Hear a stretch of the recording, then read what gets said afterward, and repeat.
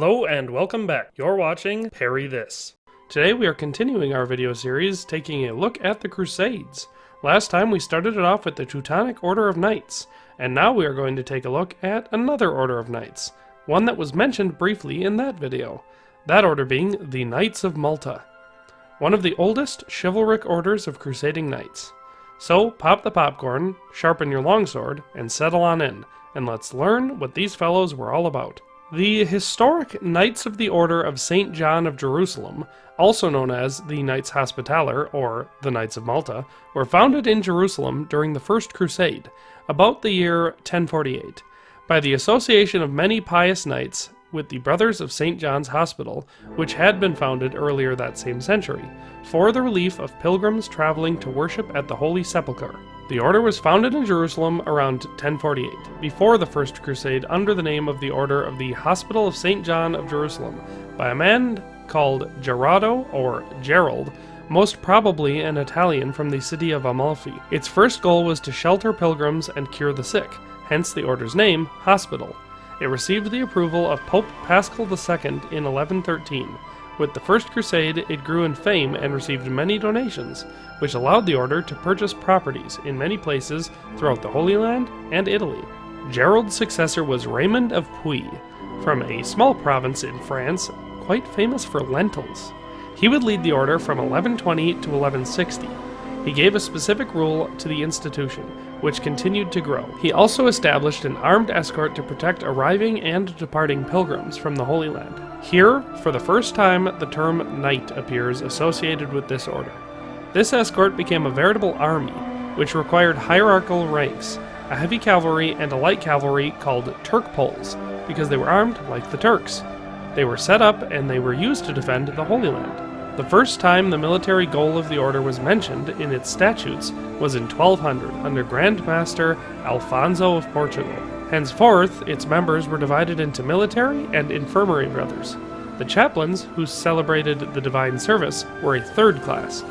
The order adopted the white 8-pointed cross that is still its symbol today.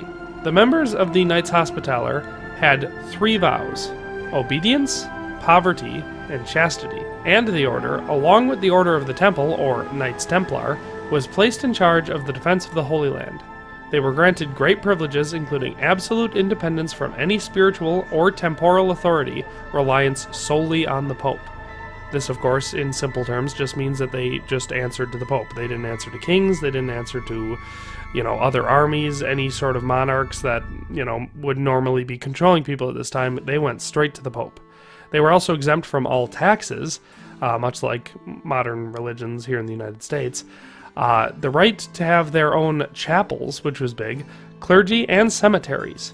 In the 13th century, the order owned more than 140 different locations across the Holy Land and about 1,900 in Europe.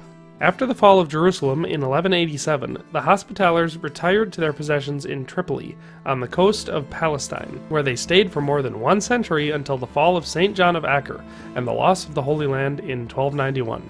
They retired to the Kingdom of Cyprus, where the king gave them a large property for their headquarters. Here, they changed their way of waging war, and became a naval power.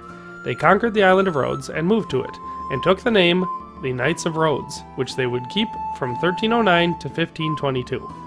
The Grand Master assumed the rank of Temporal Prince, sovereign of the island. When the Knights Templar were shut down in 1312 after running amok in France, all their goods were transferred by the Pope to the Order of St. John of Jerusalem, with the exception of those in Portugal and Aragon, which had been seized by temporal authorities.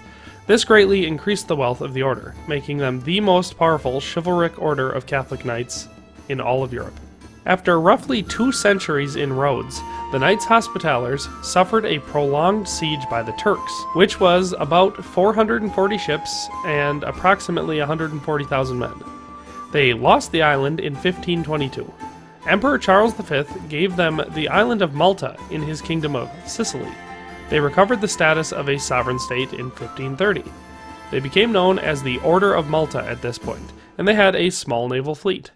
In 1565, they resisted a formidable 4-month siege by the Ottoman fleet, which was put to flight by the Spanish task force that had come expressly to assist the heroic effort of Grand Master Lavallee. The Order of Malta took part in the Battle of Lepanto in 1571, which definitively broke the Muslim power in the Mediterranean forever. With the end of Muslim aggression and danger in the area, the aggressive military role of the order greatly diminished, its actions being reduced to expeditions to liberate Catholic captives from slavery and to chase corsairs in the Mediterranean, basically becoming an anti-piracy and trafficking force. They would remain on the island for more than 2 centuries until 1798. When Protestantism was established and started taking hold in Europe, some parts of the order adhered to it, in German and Anglo-Saxon countries. When this adherence was not given, the properties of the order were confiscated by Protestant princes, and the order was suppressed. In England, the king confiscated all its properties and named himself Grand Master. This fake order became a royal honorific order that exists to this day. In the 17th and 18th centuries, the Order of Malta decayed. Its discipline and vows were relaxed. Its ideals were practically forgotten. Its sovereignty almost disappeared as the local branches of the order became more and more dependent upon the temporal monarchs. The French Revolution of 1789 abolished the order in France and confiscated its properties. In the island of Malta, the order took a position of rejection of the French Revolution by sheltering the nobles who left France to escape death, and by supporting the countries in war with France, those being England, Spain, and Russia. In 1798, Napoleon, on his way to Egypt, stopped his fleet of about 600 ships in Malta. On June 10th, he took the island of Gozo and part of the island of Malta under strong cannon fire from the Knights Fortress. In the evening, however, negotiations for an armistice were established. The Grand Master, Ferdinand von Hopesch, completely capitulated on June 12th, negotiated with Napoleon to receive a good settlement, and went to Trieste. 300 French knights were taken prisoners and sent to Antibes. Many knights of other nationalities were sent to England and Italy. Napoleon then abolished the Order of Malta and confiscated its treasures, ships, artillery, and properties. He sent its standards and regalia as trophies of war to the Directory.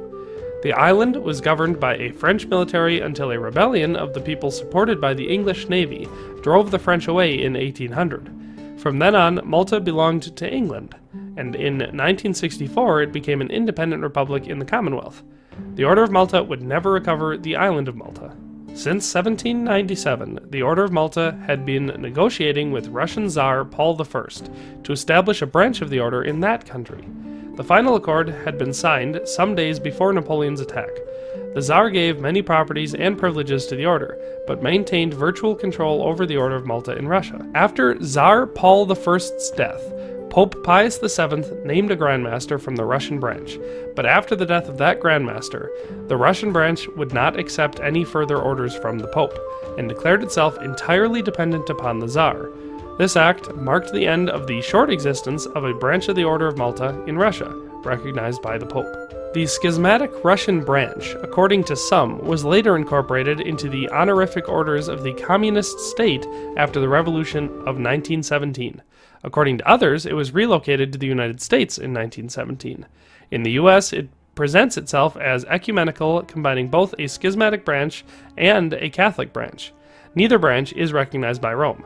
It is not the authentic Order of Malta, although it uses its names, colors, and symbols. A German branch of the Order of Malta, which was eradicated after the Protestant Revolt, was restored by Frederick Wilhelm IV of Prussia in 1852, under the name of Evangelical Johannites.